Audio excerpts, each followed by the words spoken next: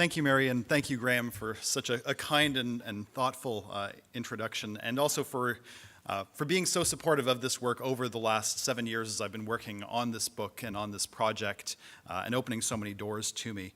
I am absolutely delighted to be here this morning, and particularly excited to be able to speak to you so shortly after my book was released, which was only a month ago, and technically the paperbacks aren't out yet, but if you want to, you can get them yourselves. We have a pre-release today. Canadian Parents for French has been spectacularly kind to me over the past several years, opening up archival records to me from coast to coast and putting me in touch with veteran members of your organization from decades past, including several from here in the Toronto area and from around the province of Ontario.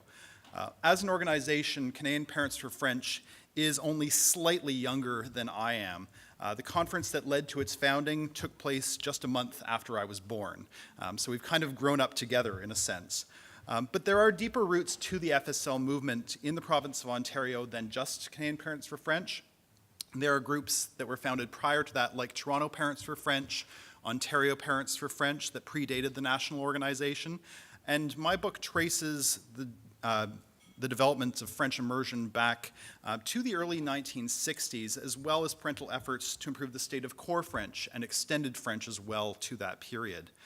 I should also note as I get started that despite my age and having the research interest that I do, and having had parents who were very fervent supporters of bilingualism in Canada, I myself am not the product of the French immersion system. My parents, like many of their generation, weren't convinced of the merits of French immersion's approach to teaching French. Some of the myths that we have had debunked were still widely circulating in the early 1980s. And to use a phrase that many of you in your advocacy have probably encountered, they thought French immersion produced children who spoke neither English nor French particularly well. So I took core French here in Toronto in what was then the Metro Separate School Board from grade 1 all the way through to the end of my high school years, and then I pursued a double major in history and French literature at the University of Toronto. My broader research interests are born out of this issue of how bilingualism and English-French relations have broadly shaped currents of Canadian history and Canadian identity.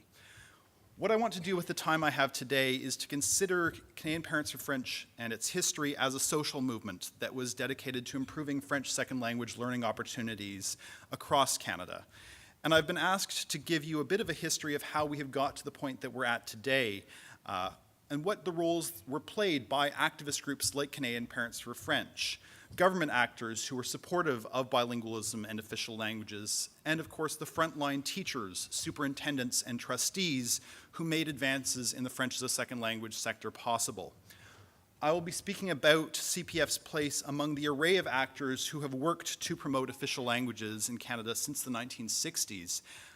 And I will be speaking as well about how CPA has engaged with and responded to and adapted as a result of critiques from groups and individuals that fought against bilingualism over this same period. And in particular, I'll be spending a bit of time talking about the strategies and tactics that have worked well in the past for CPF in terms of advancing its objectives. So I'm also hoping to draw out some lessons from the past about what did not work so well, why success was not always possible, and what some of these ongoing challenges are. So while this is a talk that is drawn from history, I want to highlight how there are core issues and debates that remain constant through the decades and keep cropping up over and over and over again. In so doing, I'm hoping to speak as well to what can be learned from how these issues were confronted and addressed in the past in communities across Ontario, and how they can be adapted to dealing with these challenges today in Ontario. I also want to try to draw some connections to what I understand is one of the major themes of the conference today, which is French beyond the classroom. And so I thought I'd start by giving you all an earworm to haunt you for the next week with a seasonal tune that, as I discovered over the course of my research, is drilled into the memories of young French language learners from classrooms from the 1980s and onwards.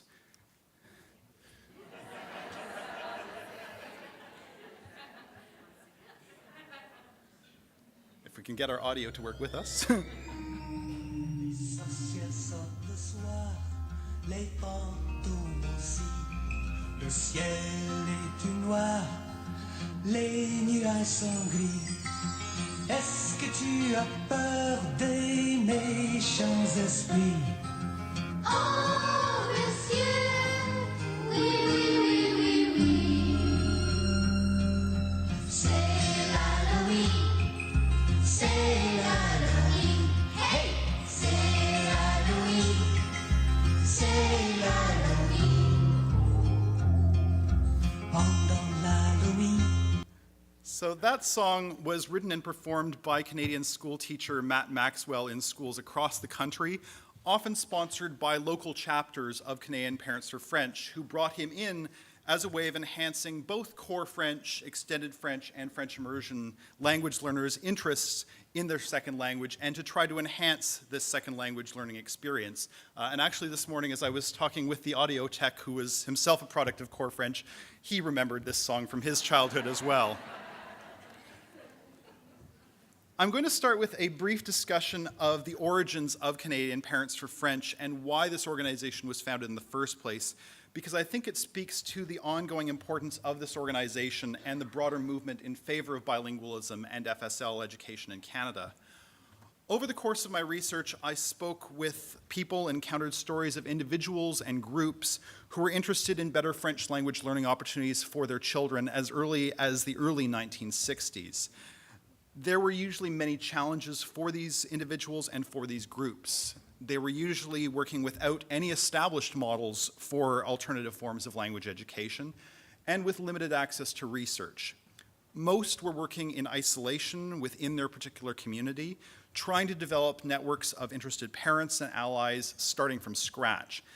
If they were lucky, and this was the case for some of them, they were taking advantage of organizational linkages that they had from previous work with community activism and turning this to new goals oriented around language. They certainly faced the challenge of educational systems that were in most of English-speaking Canada not keen on the idea of enhanced French language learning. French language learning was not seen as a priority and was often seen as something that, if it were expanded, was going to be at the expense of other priority areas, maths and sciences in particular. Does this sound familiar to anyone? These parents, and they were usually mothers, attempted a variety of strategies to accomplish their goals. They conducted research to find out what the latest innovations in language learning were. So to give you an example, one parent from North York, just heading up Yonge Street from here, Gunhild Spies wrote to the CBC in 1960 to find out more about the language learning pedagogy that underpinned the popular CBC television show for preschoolers, Chez Hélène. Another early approach from parents was to talk to people at their local school or their local school board to find out what types of new programs or program expansions might be possible. So here's a case where existing French teachers in the school system, if there was some sort of core FSL program in place, could be key allies in terms of moving this issue forward and making progress. But parents would then encounter different responses depending very much on local circumstances. And the issue of jurisdictions and geography is something I'm going to be speaking to today. And it's been key to a lot of the evolution of programs in this sector. In some communities, it was possible to get after-school programs where parents paid a nominal amount of tuition in order to have some sort of after-school language programs. And that was what ended up starting in North York at McKee Elementary School in the 1960s, thanks to the effort of Gunhild Spies and other parents in her community. Other school boards proved very resistant to the idea as being proposed by these parents. And so what you had in other communities was parents raising funds to create full-blown private schools to offer a more comprehensively bilingual education. And that's what led to the creation of the Toronto French School in 1962 and the Kitchener-Waterloo Bilingual School in 1965, schools that still exist to this day. The story that most FSL and immersion proponents know about, and the one that was referenced by Commissioner Fraser, is of course the story of St. Lambert, Quebec, where you have the first pilot projects in French immersion in a public school system that were established. And these were helped along greatly by the fact that they were the study of, or they were the focus of a research study led by McGill researcher Wallace Lambert. The results of this study were published and disseminated widely, and that led to great interest and enthusiasm in educational circles And it's this program that prompts emulation in other communities. And that included the first immersion kindergarten in Ontario, which was in Rockcliffe, a rather Tony suburb of Ottawa, in 1969. And then you get 6 other schools in Ottawa adopting this program in 1970. And that's the model that spreads from coast to coast across Canada in the 1970s, from communities as far to the west as Coquitlam, British Columbia, to Halifax, Nova Scotia in the east. But the story that really runs through the early 1970s is communities facing an experience that is inventing and reinventing the wheel over and over. The parents had heard something about a program like French immersion, but really had to hunt for information. There was no central repository for them to turn to. Parents had also heard that the federal government might have funding programs available to convince schools to adopt these programs, but they didn't have a lot of details on what this was or how it worked. And many parents didn't know how best to approach their school board or their provincial government to get a program like Extended Core or French Immersion started. So you have, through the early 70s, this story of some pilot projects getting off the ground and becoming successful, other communities where the parents are simply rejected flat out by their schools and their school boards, or put off for future studies that would then be restarted again the next year, and then restarted again the next year because we haven't consulted enough people yet. On tours across the country, the first Commissioner of Official Languages, Keith Spicer, met with many frustrated parents who were keen on bilingualism for their children, but encountering roadblocks at every turn. And there's a very young photo of Keith Spicer there for you. It was those encounters with parents that led Keith Spicer to organize a conference held in Ottawa in March of 1977. So if you do the math, you can figure out how old I am. This conference brought together 28 parents who had experience in organizing expanded core French programs and early French immersion pilot projects. It brought together representatives from the exchange program organizations who did interprovincial language exchanges. It had representatives from all 3 levels of government and pedagogical experts who had expertise in the field of language learning. There was an awareness, clearly, even at this point in 1977, that quality FSL programs went beyond the classroom and that extracurricular supports and exchange programs were key to enhancing what was being done within the classroom.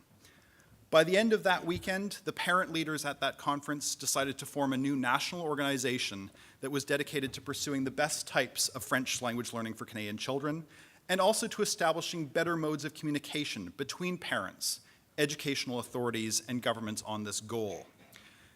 Canadian Parents for French, as the organization became known, published its first newsletter and held its first official conference that October. Government support was key for this fledgling organization. The Commissioner's Office helped with funds for the first newsletter, which had a cover article by Keith Spicer. So this collaboration between the Commissioner's Office and CPF has a long and distinguished history. It was Spicer's successor, Maxwell Yalden, who recently passed away, who was the keynote at the first October conference of this organization. And that conference only happened because CPF was able to get a grant from the Secretary of State Department, what is now rolled into the Department of Canadian Heritage. In the first few years of CPF, the organization was really working from extremely limited budgets, basically working from grant application to grant application for targeted projects. Those projects were about establishing communications and networking, such as the national newsletter, the immersion registry that listed programs across the country, the establishment of the first bibliographies of research on French programs.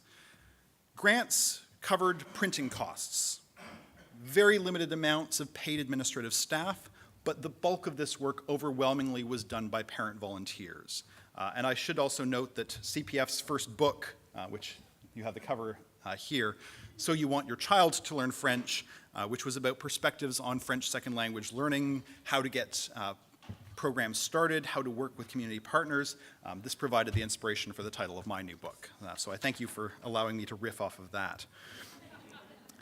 One of the key projects in the next wave of activity by CPF in the early 1980s was to conduct a series of research studies with federal funding about the extent of parental demand or interest in French programs and what reasons underpinned this interest. So it started with 5 pilot studies in different provinces and then spread to the rest of Canada. The Secretary of State Department was very interested in this because they wanted to know what Canadians actually thought about French language learning. And that was key for CPF to also figure out who the interested parents might be who could become part of their organization and growing their network. It was at this period, as part of this initiative rather, that CPF was able to start getting information at the provincial level as to what motivated parents at the grassroots level to seek better French programming for their children. And this was really crucial because it would help CPF craft the message appropriately and help them work for the programs that parents actually wanted. There was certainly a current of opinion in the 1970s and 1980s. It was particularly strong among the leadership of Canadian Parents for French that bilingualism was a good thing for national understanding and for national unity. This is the context of the Quebec separatist crisis, or the first Quebec separatist crisis. And it became apparent that while parents had an interest in this, grassroots parents had an interest, this was not the main motivator for them when they were thinking about their children and why they wanted them to learn French. Most were much more interested in issues like how to improve the quality of their children's education and how French language learning would open doors for better job opportunities in the future. So there is an idealistic strain, but there are very pragmatic considerations that drove these parents that were more important to them. So how do you go about creating these programs? This gets us into the Canadian context of working with federalism. If I were teaching one of my Canadian political history courses, this would be the point where it's almost like I would snap my fingers as a hypnotist and you would all fall asleep because I use the horrible word of federalism. But it matters intensely, so stay with me. Federalism is a particular Gordian knot when it comes to language education in Canada as it's existed since the 1970s, because you have 3 levels of government involved. And Canadian Parents for French in its organizational structure has paralleled those 3 levels of jurisdiction. So you have the national office in Ottawa, provincial and territorial branches, and then in many chapters, in many provinces, local chapters as well at the city or community level. And there's a good reason for this, because action is required at all 3 levels. At the federal level, you have to work to keep funding flowing. It goes to the provinces as a result of a major program called the Official Languages and Education Program. It started out under the Secretary of State. It's now run by Canadian Heritage, that diverts or sends money down to the provinces to encourage them to have FSL and French immersion programs. It also requires, in terms of action by CPF, working with officials at the Commissioner of Official Languages office to make sure that individual bilingualism doesn't completely fall off the radar of what the Commissioner does in terms of just being an ombudsman interested in government services. At the provincial level, you have issues like trying to ensure that provinces pass federal money along to school boards with appropriate guidelines for how it should be used. In the 1970s, some of the federal funding apparently went towards purchasing basketballs, and there were some corrections that needed to happen there. At the provincial level, you need to work to get legislation governing when and how French programs should be offered, to foster provincial curriculum development for FSL and ensure that issues like French language teacher training is being addressed. And then very active work at the local level to convince superintendents, school trustees, school board officials that French programs are in fact a good idea and that they need to be supported. And the history of this organization has often been one of a school-by-school campaign working directly with local principals and French teachers to try to get new programs off the ground or to prevent them from being canceled, which has often been a major threat. So it's a complex network of jurisdictions, and this can often be an obstacle where one level of government says, oh, the problem that you are identifying isn't our responsibility, you need to turn to another level of government, and you get this runaround of back and forth between the different levels. That's the problem side. On the positive side, it means that there are also multiple points of access and leverage to try to change programs. So when a local school board is unwilling to respond to parental demands for expanded programs, there are other levels of government that can be appealed to. To give you an example of this, in Ontario in the 1970s, a lot of local school boards were very reluctant to expand their core French and their French immersion programs. It was pressure from the Ontario branch of Canadian Parents for French that helped get the Ontario Minister of Education at the time, Thomas Wells, to alter funding formulas so that school boards that favored expanded French programs would get more funding from the ministry, and tied this to the number of weekly minutes of instruction that were being provided in French to those schools. It was also pressure as a result of CPF activism that got the Ministry of Education to require detailed reporting from school boards on how they used that funding, so it actually went to French education as opposed to French basketballs. I want to turn now to some of the strategies and tools that Canadian Parents for French has deployed effectively in its work for improved FSL programs across the country. And I think it's crucial right off the bat to stress how the most important resource was the incredible energy of volunteers who devoted countless hours to this movement. For the first few decades, it really was the energy of mothers in particular. There were fathers who were supportive, but it's the mothers actually doing the real work on this that made this possible. Without this sustained energy, none of these gains would have been possible. It took the demonstration of the fact that CPF had thousands of members from coast to coast, putting in tens of thousands of hours into working for these organizations that would actually convince school boards that these programs were needed, that would convince the federal government that this was an organization that was worth funding. So never underestimate how important your efforts continue to be in that respect. The next key tool I would emphasize is effective research. An early priority, one of the very first for Canadian Parents for French, was to maintain bibliographies of the most current research on FSL and French immersion education. This ability to point to concrete results, the findings of experts in their field, was crucial both for convincing decision makers to proceed with programs, but also to convince reluctant parents that these programs would be good ones for their children. So an example of this, early research that was pointed to by CPF extensively was about at what level language acquisition progressed at different grades. And it showed that it wouldn't really be until grade 3 or 4 that French immersion students' skills in English would catch up to their English language peers. And the research actually showed that at that point, in many cases, they exceeded those of their English language peers because they had a greater grounding in language acquisition. It was studies like that that CPF could point to that could convince hesitant parents clinging to this myth that French immersion undermined English language skills that could change their minds. It might perhaps have changed my parents' minds if they'd been exposed to this kind of research, and then my oral French would be a lot better than it is. A well-researched factual presentation about the costs of education. This is another form of research, and what resources different levels of government would offer to a school board that increased French programs was often the very most important leverage that could be used on a recalcitrant school board. Part of all of this points to the importance of networking with allies, building relationships in government, in school boards, in the community, with Francophone partners as well.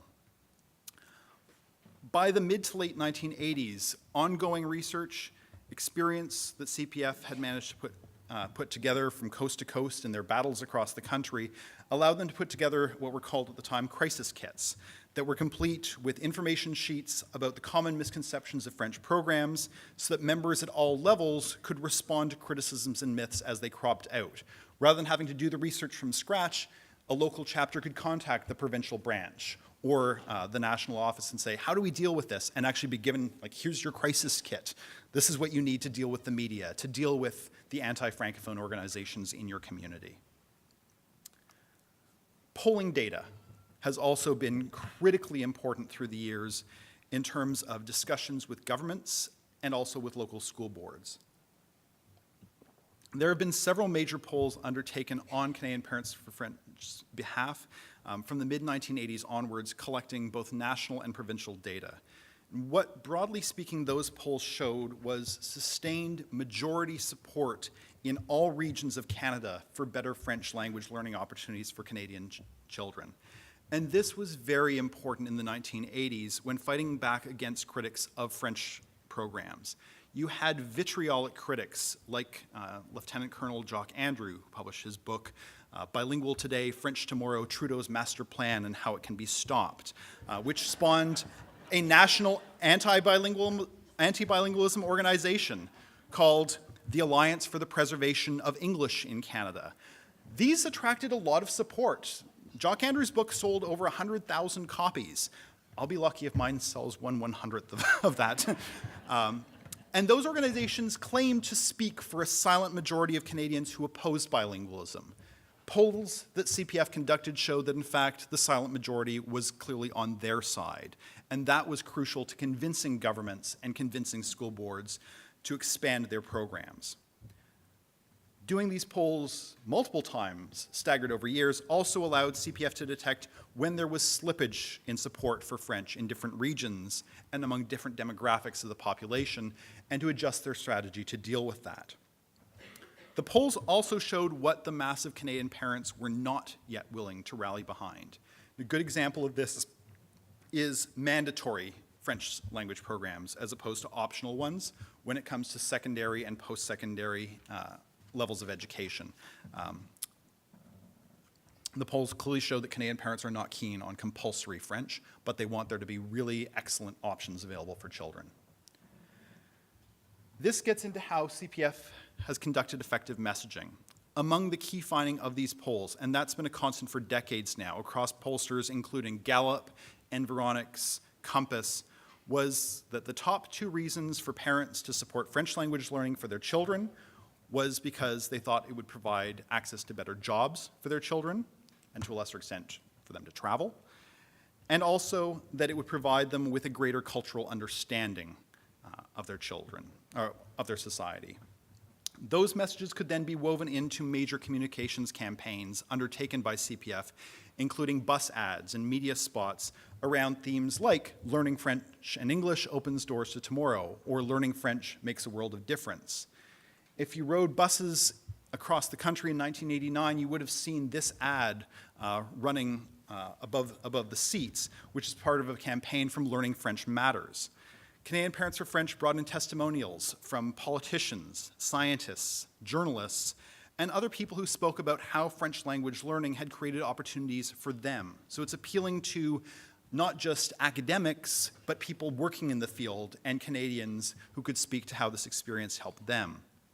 And in later years, via the CPF newsletter, public talks about French immersion, Canadian Parents for French could bring in graduates of these programs to speak about how their experiences in learning French had shaped their later careers.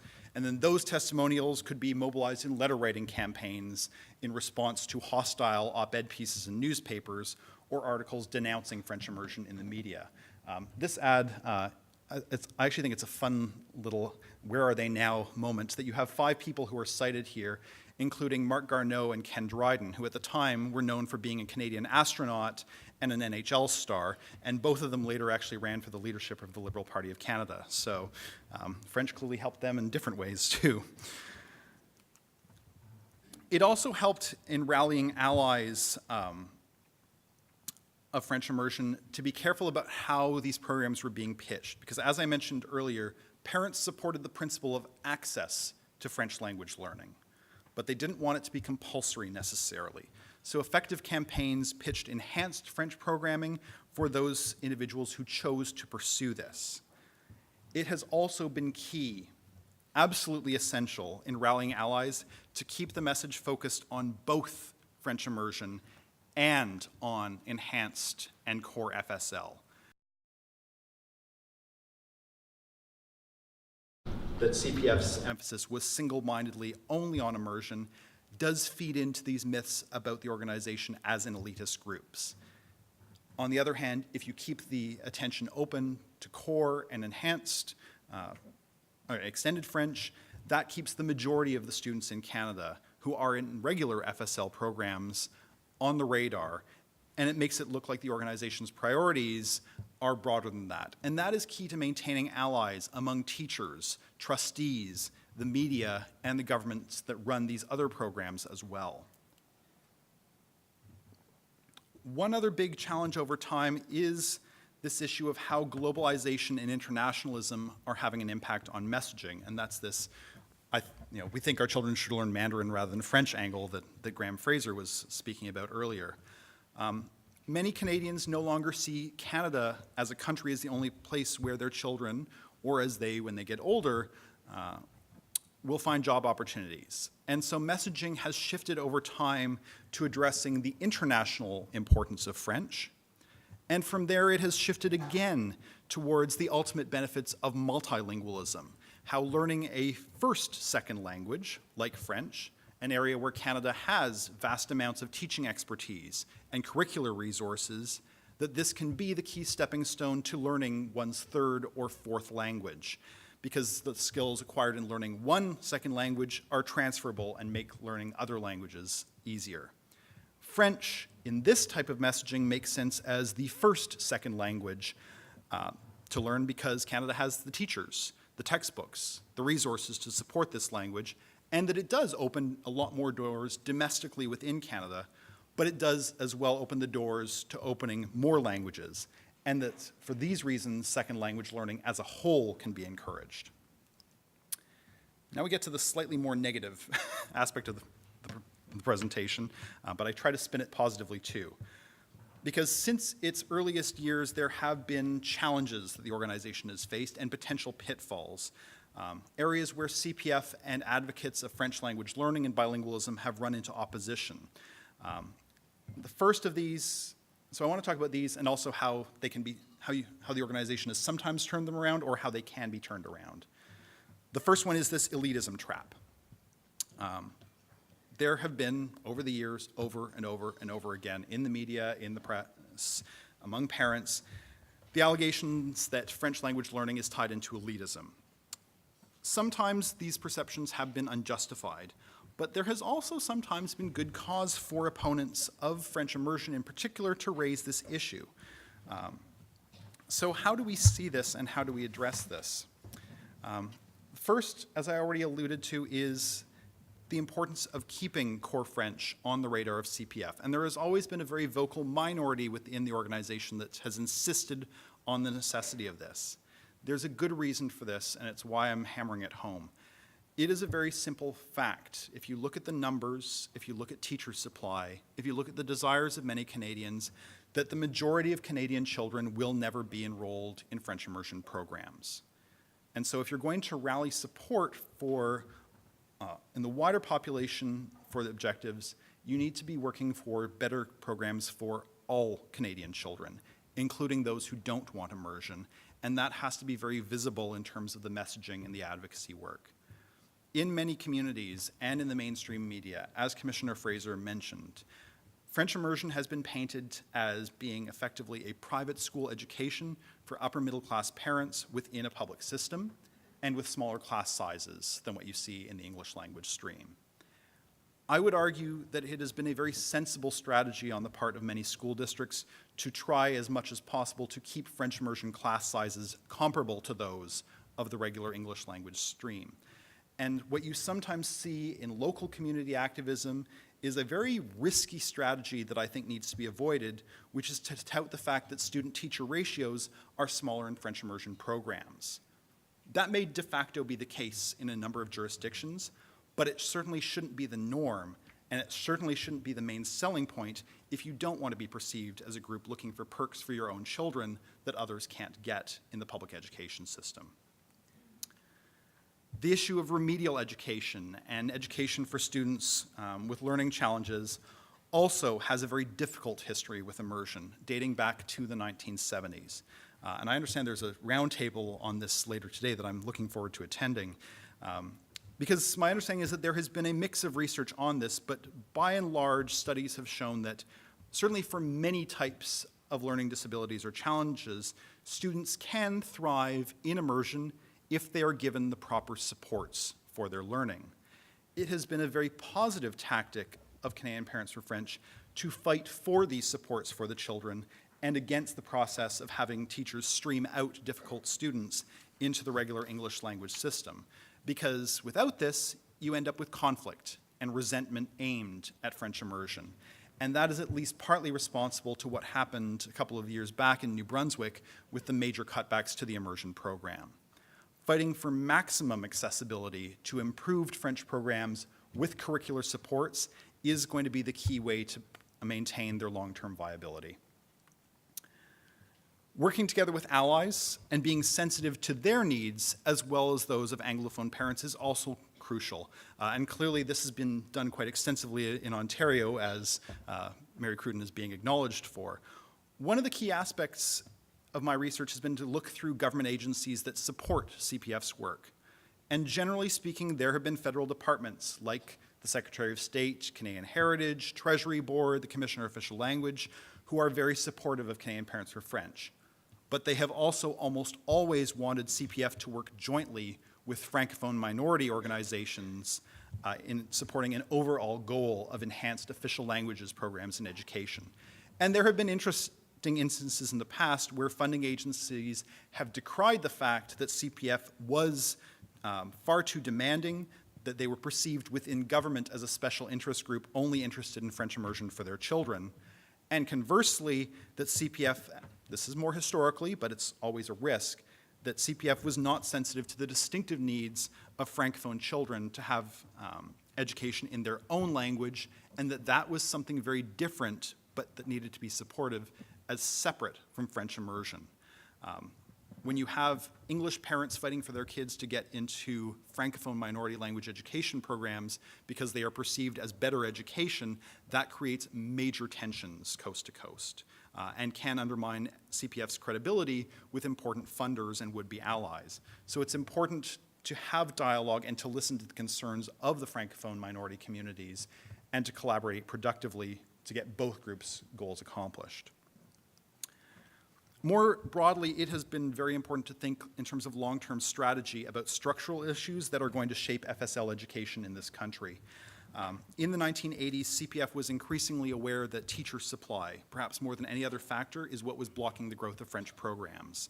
And so it worked with provincial ministries of education and universities to try to expand French teacher training programs at places like Simon Fraser University, the University of Regina, the University of Ottawa. And this still maintains a massive challenge, particularly as you move further away from the so-called bilingual belt that runs from northern Ontario to western New Brunswick. The big challenge is simply to find the teachers who can teach in these programs. If I were to highlight one final strategy, it has been to be calm, patient, deliberate, and persistent. It does appear that CPF has had to respond to the same types of challenges and critiques, many of them misinformed, over and over, repeating across every jurisdiction and with remarkable regularity over the past 4 decades. It's remarkable that you haven't been completely worn down and exhausted by this entirely. But maintaining a constant flow of clear, evidence-based information to counter the critiques of French programming that you want to support has been essential. Those of you who are CPF members in this organization and those of you who are FSL teachers or trustees working for boards who work on the front lines should be very proud of the hard work that you have done over the years to support a very long-standing movement, half a century at least, to support bilingualism in English-speaking Canada. This is a movement that has endured through many difficult periods, constitutional challenges, for example, that have threatened Canadian support for official languages. And in the present day, based on polling evidence, you see some signs that Canadians are moving away from support for French language learning specifically, although they do continue to support language learning more broadly. And so it's going to be a challenge moving forward to maintain this energy and the focus on Canada's 2 official languages in a climate of internationalization. But I would say, and this is me being optimistic, that Canadian Parents for French and their allies in the past have proven able to reinvent themselves, to develop new strategies, to develop new messaging to make this possible. This is a movement that has accomplished a great deal over the past half-century since we had the creation of the Royal Commission on Bilingualism and Biculturalism. Canadian attitudes to language learning have changed dramatically and more often than not for the better over this period. I think these attitudes still need work. I think that there is a certain arrogance of English speakers more broadly through the world who think that everyone else will just learn English, and that needs to be challenged. The future, to my mind, belongs to those with excellent communication skills in as many languages as possible. And your work in this respect is incredibly important in making this a reality for young Canadians. So I certainly hope, to conclude, that you will be able to build on your past successes as you carry on in the future. And I thank you.